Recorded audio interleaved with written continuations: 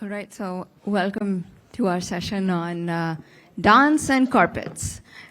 And, I'd just like to start with a small thing that's always been on my mind, and that's, can you ever truly appreciate the efforts of someone's skill or someone's craft without actually being a part of it?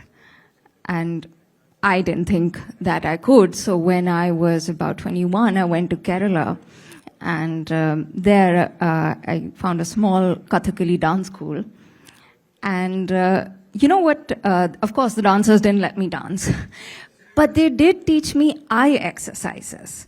And that was incredible. It takes your appreciation of that form to some other level. And similarly with carpets, there's a very, very sweet startup in Delhi called Go Rug Yourself.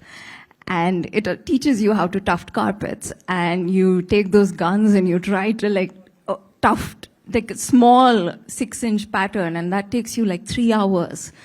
And it really instills in you a sense of the magic of the human heart and how it can push your body into this extraordinary amount of discipline. And I think India is so rich with, this sort of magic, and we need to know how we can capitalize more on it. So, Nishant, if I could start with you, there are quite a few carpets who have been receiving GI tags. Can you tell me a little bit about the implementation of GI tags and how that can be used to preserve authenticity? Because if we take it to a global stage, you need reliable quality. Thank you very much for having me. It is a very relevant point because around the world, it's not limited to India, but around the world there is misrepresentation about products, about where the origin is and what materials go into it. There's a lot of now problem of machine-made carpets being propagated as handmade carpets. And even within handmade carpets, we as a country have a very rich resource of artisanal skill that has been passed down over decades, over centuries, through word of mouth, from father to son, from artisans, from mother to daughter. Whether it's in vegetable dyeing, whether it's in knotting, spinning. And it is very unfortunate when you travel through India, a lot of places where you will have some unscrupulous people, traders, shopkeepers, who are representing something as a handmade product, whether it is from Kashmir or from Banaras, and you find out that it's actually not so. So it takes a family, possibly anywhere from 4 months to sometimes years, to produce an exceptional work of art. But it's not just that limited time. It has been a process of evolution over generations where they have honed that skill. The kind of knotting that you can achieve in hand-knotted carpets in Kashmir is not possible anywhere in the world. In fact, you were mentioning about the taaleem of Kashmiri carpets as well. Yes, so there's a fascinating system where the weaver sits on the loom, and you have to focus on a very small area because there's very meticulous attention to detail, and you have to create an extremely delicate, detailed pattern. And there's somebody who sings out the pattern, which are codes for you to fill in thread of that color. Sometimes you can have 7 or 10 or 15 colors in a carpet. And you're saying these can be misrepresented by sellers as well? Not now, but you can. And has the GI tag helped with that? I don't think the uptake has been as encouraging as it could be, but that's also because the industry, the retailers haven't taken to it as right. Well. Ashish, if I could come to you, the most surprising thing for me today has been to learn that Indian dance forms don't have GI tags. Certainly not as many as I thought that they would. I thought, the classical forms would definitely have GI tags by now. Why is that? ओम सरस्वती नमः. मैं जो भी कहूँगा सच के सिवा कुछ नहीं कहूँगा, so help me Lord. This is just to wake some of us up here. I know it is evening, we've had a long session and we've really grateful to both the department. I've had to learn this DPI squared T and India Today for getting all of us for this brainstorming session, because it's been a learning curve for us from other fields also to have seen what has been the vast spectrum of knowledge has come our way. Why dance or Indian forms are not on GI tag? Actually, there are only three, of which one is a funeral rite in Uttarakhand, Bhotia. One is a mask from Purulia, your Bengal, and one is actually a doll from Tanjore in Tamil Nadu. I think one of the reasons is because the provenance cannot be established, because somebody could be performing Kuchipudi in Paris or in Boston, but the origin from the Kuchipudi village, it's actually a village in Andhra, now because of the division of the states too, that the provenance becomes an issue. Two, are they traditional or indigenous? What we often call folk forms are actually folk, tribal and ritual. Because some are only done for propitiation of, say, Bhadrakali for chicken pox in Kerala, like Tayyam. Or some are done only for harvesting season, like it could be Bihu or it could be any Bhangra or any of these celebratory for the agrarian cycle.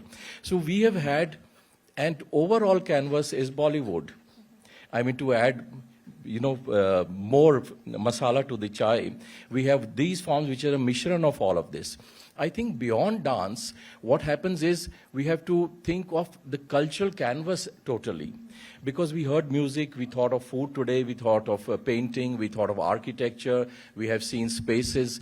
What happens to intangible, totally very, very transient art form, which cannot be even filmed? What you see on stage is there and then it is over.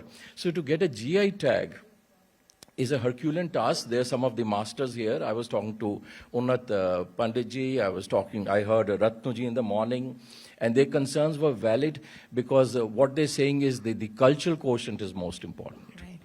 Right. Nishant, in terms of new promising candidates for GI tags in Indian carpets, are there some that you think deserve the tag and are ready for it?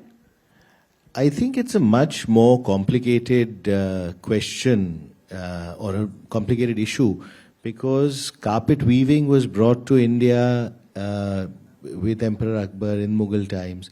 And if you look around, if you go to the Victoria and Albert Museum in London or the Metropolitan Museum in New York, if you look at their most prized exhibits, or if you look at auction figures, some of the world's finest carpets were actually woven in India, not in Iran, not in Turkey, not in China, which is what is normally associated with. But like some of the earlier speakers have spoken, that it has to be a concerted effort or initiative between industry, consumers, and the artisans. Because you can, the influences, whether it's design influence, colors, there's been a lot of exchange and intermingling over the last 350, 400 years of carpet weaving, whether it is in Iran, whether it's in India. And of course, the Mughal style was very distinctive and unique, but there's definitely a case for GI tags. India has a very vast repertoire of craft, whether it's textiles or carpets. So we should definitely try and work together on that. So, as a cultural expert, you've been here since the morning, I think. And so what are your concerns about, all that we've discussed today? I think PPP, policy, policy, policy. You see, the starting point, and this has been a lacuna in our last 75 years, that we've had policy for minerals, coals, mines, agriculture, but none for culture. And the reasons cited in the initial years of independence were that India is so large, and how can you have one policy, cultural that too, that encompasses all of India, with all its variety of languages, culture, cuisines, spaces. But I think policy does two things, or three. One, it gives a structure. Two, it gives substance. And three, it gives spunk. So unless there is a policy on culture, which many countries have, at least it's a working document of what to do. All the synergetic of different departments which we are talking of. This is not a standalone exercise. They should be repeated every month. I mean, whosoever does it, all ministries should come together because it is brand India. Forget the GI tag. GI tag is actually the best thing that happened to bring us together collectively on what is Indian. But what is Indian also needs to be discussed today in 2025. So all the ministries and all the corporate bodies, where is corporate India? Why do we have only the government responsible? The people, the stakeholders, I mean, the CSR is one way, but certainly a lot more corporate responsibility goes. Because somebody also mentioned, where is the social involvement? Ganesh Bhai said, जब तक अपना नहीं होगा, अपने घर पे नहीं होगा, तो हर घर का ये संदेश है कि आपको जो भी, मैं पंजाब का हूँ, मद्रास का हूँ, बंगाल का हूँ, गुजरात का हूँ, which I am. I'm born in PM's first constituency, Baroda, for 2 terms. My mother is Tamilian, my father is Sikh Punjabi. I was born and brought up in Bengal. So I am at home everywhere. My point is we have to be Indian first. The GI will work only if we are thinking of India in totality. It will also work if we are culturally conscious that this is ours. ये अपनी धरोहर है. एक अमूल का model तो था ही, मंथन का मॉडल था ही. ऐसी एक नहीं 1000 फिल्में बननी चाहिए क्योंकि आज भी हमें वो चीजें याद हैं.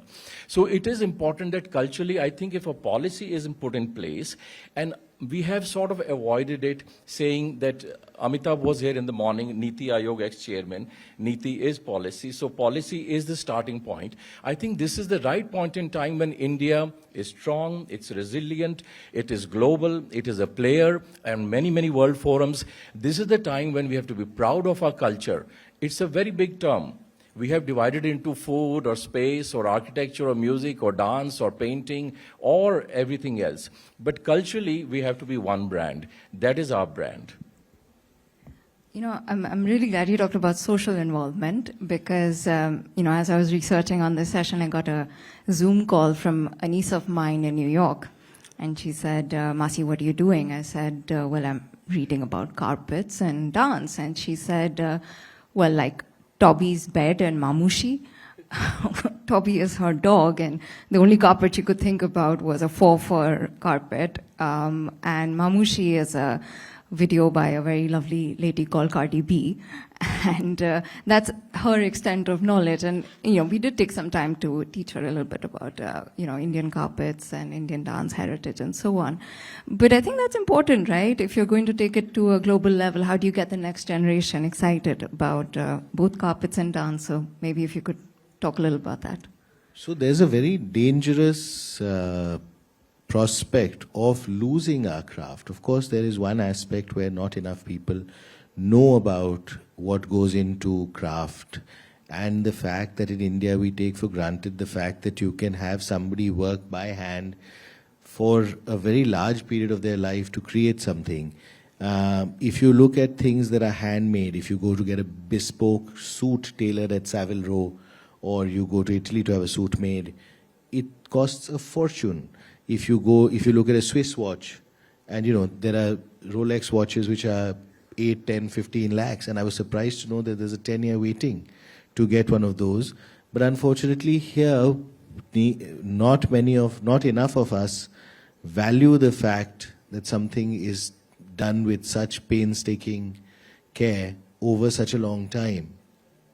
And that is something very important for us to safeguard that skill which is passed down over generations, and also to encourage those people, because they can, it can be such a fulfilling thing for us. So would you have something to add about from the dance perspective? I think dancing on carpet is very difficult business. Most Kathak people at least would like to go in circles and they would not be able to perform. But that's not to discourage your business. It's very, very necessary because it pads up for those who don't have rhythm, so it covers it up. So everything has its advantages and disadvantages.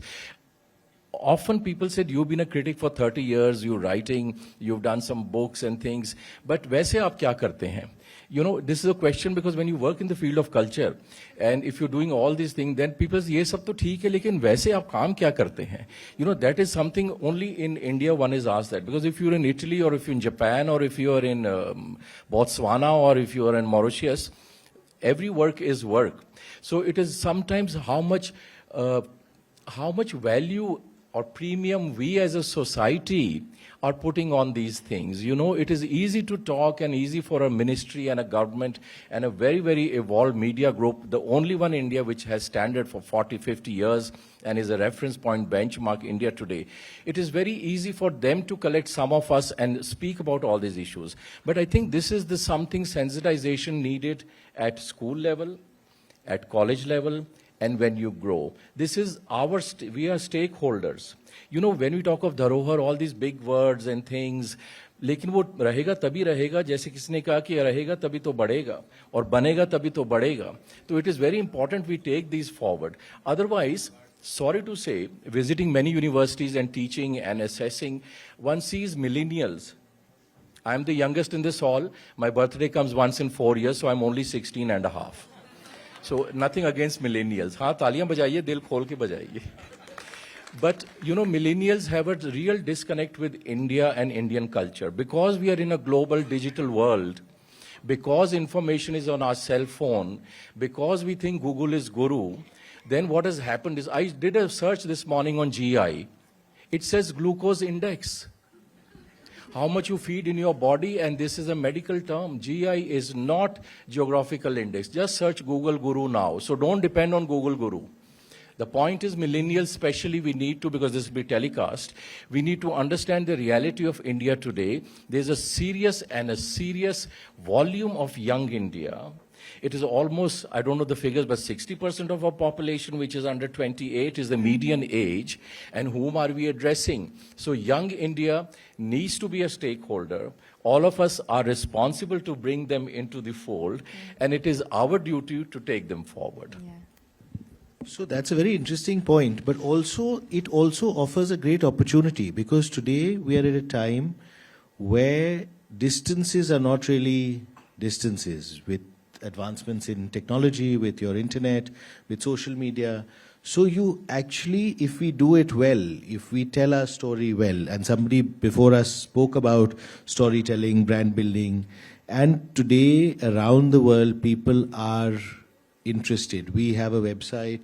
I'm amazed. We do not think that people would be buying carpets, expensive carpets on a website, and people do from around the world. And it's a question of telling your story well, but it's also an opportunity with social media, with people being able to make, young people being able to make very compelling representations about craft and the wonderful work that happens in the country. Yes. Thank you so much for sharing everything you have. Thank you.